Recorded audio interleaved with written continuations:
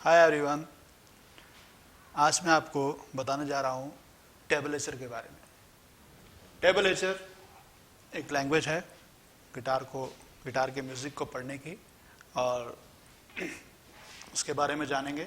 वैसे तो गिटार को अलग अलग तरह से हम पढ़ सकते हैं, जैसे स्टाफ नोटेशन, एक स्टैंडर्ड नोटेशन जो गिनी जाती है वर्ल्ड में, स्टाफ नोटेशन।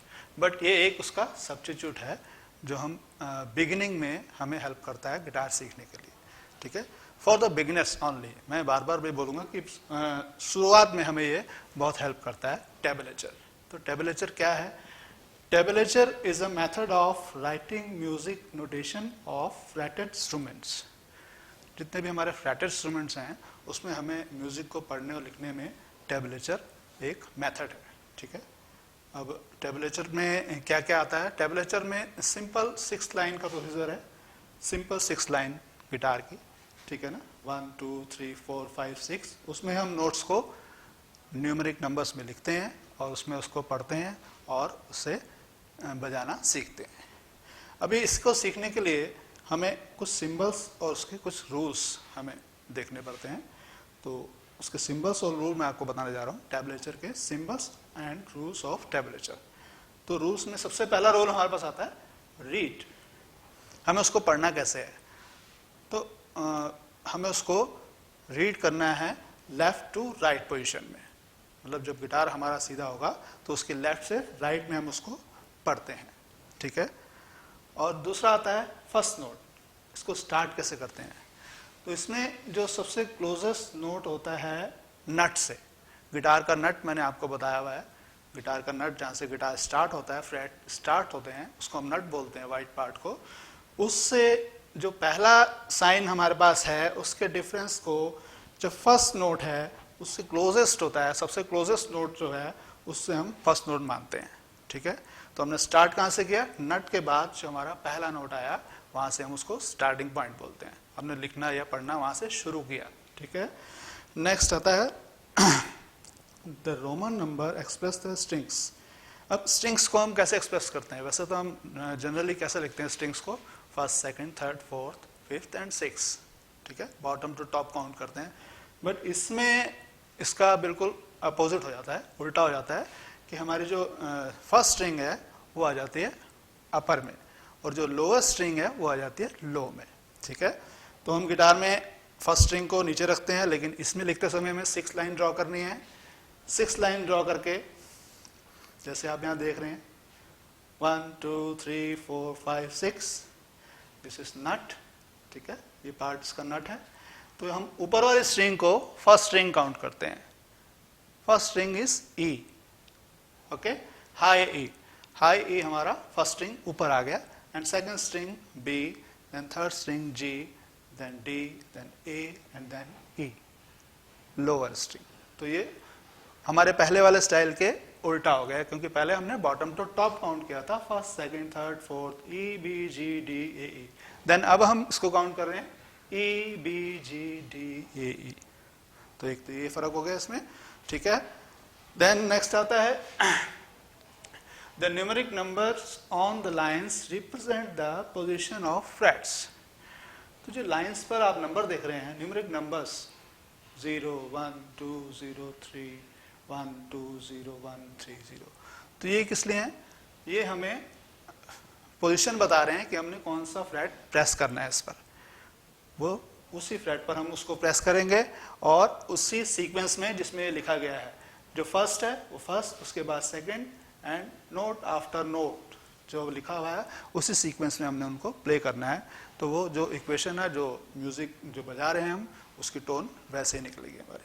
ठीक है, तो कितना आसान हो गया हमारे पास कि हमें इसमें कोई म्यूजिकल नोट नहीं देखना है, कोई ई बी जी नहीं देखना है, कोई फ्लैट नंबर नहीं देखना है। ओनली फ्लैट नंबर यहाँ पर लिखा हुआ आ रहा है, उसको प्ले करना है हमने। ठीक है, तो ये हो गया। In order in which they are written from left to right is a sequence of their playing. ये मैंने आपको बताया कि जिस ऑर्डर में वो लिखे हुए हैं उसी सीक्वेंस में हम उनको प्ले करते चले जाएंगे और वो सॉन्ग या जो भी म्यूजिक क्रिएशन बजा रहे हैं वो बजता चला जाएगा। उसकी ट्यून अपने आप गिटार पर बजा सकेंगे। ठीक है, तो ये तो हो गए उसके कुछ रूल्स। अब सिंबल्स की बात करते हैं। हर लैंग्वेज के कुछ सिंबल्स होते हैं, कुछ उन्हें हमें जानना पड़ता है उसको सीखने से पहले। तो इसमें क्या सिंबल्स हैं, मेन सिंबल्स बताने जा रहा हूँ मैं, ज़्यादा लेंथी नहीं करूँगा इसको आपको, ताकि आपको जल्दी से उसको गेन कर सकें। ठीक है, फर्स्ट है स्मॉल एच साइन, ये देख रहे हैं आप, स्मॉल एच बना हुआ है, इसका मतलब है hammer on. Hammer on guitar पर एक एक्टिविटी होती है, एक गिटार को हम बजाने की प्रक्रिया बोलेंगे उसको भी हैमर ऑन। स्ट्रिंग को वाइब्रेट करने की, उसको हम लो टू हाई बजाते हैं। तो हम उसको 5th फ्रेट में यहाँ दिखा रहे हैं, 5th फ्रेट से हैमर करेंगे 7th फ्रेट के लिए। तो फिंगर हमारी 5th फ्रेट पर रहेगी और हैमर ऑन 7 पे करेंगे हम। ठीक है, 5 to 7, तो इसका मतलब है लो टू हाई हमने उसको हैमर किया। नेक्स्ट है P for pull off. Pull off guitar की लैंग्वेज में हम बोलते हैं high to low, hammer on का अपोजिट। हैमर ऑन हम आगे जा रहे हैं पिच को लेकर, और पुल ऑफ में लो आ रहे हैं, हाई से लो। सेम 7 to 5, अगर 7th फ्रेट में हमने फिंगर रखी है तो उसको 5 पर लेके आना है 2nd फिंगर से। ओके, थर्ड इज एस माने स्लैश यानी स्लाइड। ठीक है, ये भी गिटार में बहुत इंपॉर्टेंट होता है स्लाइड। तो स्लाइड में फॉरवर्ड भी होता है, बैकवर्ड भी होता है, हम आगे भी जाते हैं पीछे भी जाते हैं।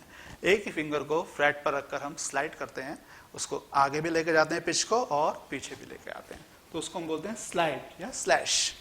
ठीक है, नंबर 4 है विब्रेटो। विब्रेटो का साइन ये बना हुआ है, इस तरह का साइन होता है। तो इससे हमें पता चलता है कि विब्रेटो माने हमें स्ट्रिंग्स को, किसी भी स्ट्रिंग को एक ही फ्रेट में फिंगर से प्रेस कर कर वाइब्रेट करना है उसको। ठीक है, उसी जगह पर उसी फ्रेट में उसको वाइब्रेट करके फ्लक्चुएट करना है, उसको हम विब्रेटो बोल देते हैं।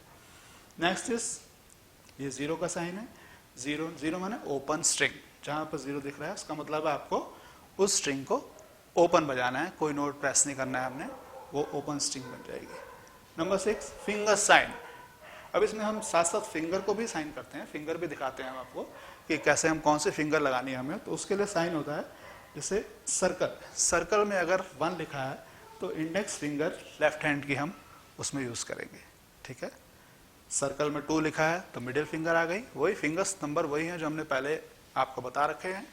सर्कल में 3 लिखा है तो आपकी रिंग फिंगर आ गई, सर्कल में 4 लिखा है तो आपकी पिंकी फिंगर आ गई। ठीक है, उसके बाद ब्रैकेट में अगर नंबर लिखे हैं, किसी नंबर को अगर ब्रैकेट में लिखा है तो उसका मतलब है हमें राइट हैंड की फिंगर यूज करनी है। ठीक है, वो राइट हैंड की फिंगर सेम रूल है, फर्स्ट फिंगर होगी index finger, second finger middle finger, third finger हमारे ring finger, fourth finger pinky. तो ये कुछ रूल्स हैं जो हमें फॉलो करने होते हैं इस लैंग्वेज को इस तरह से बजाने के लिए। अब ये लैंग्वेज इतना पॉपुलर क्यों है, इसके पीछे भी कुछ रीज़न है कि एक तो ये काफ़ी इजी लैंग्वेज है, क्योंकि हमें इसमें कुछ ज़्यादा पढ़ने की ज़रूरत नहीं पड़ती है, और इजी लैंग्वेज है इसलिए सबका इसकी तरफ रुझान भी ज़्यादा है। हम लोग देखा हमने सब बच्चों में आजकल एनकरेजमेंट यही है कि ज़्यादा से ज़्यादा हम इंटरनेट से टैब्स ले लें, गिटार की टैब कॉपी कर लें, क्योंकि ये कॉपी फार्मूला है।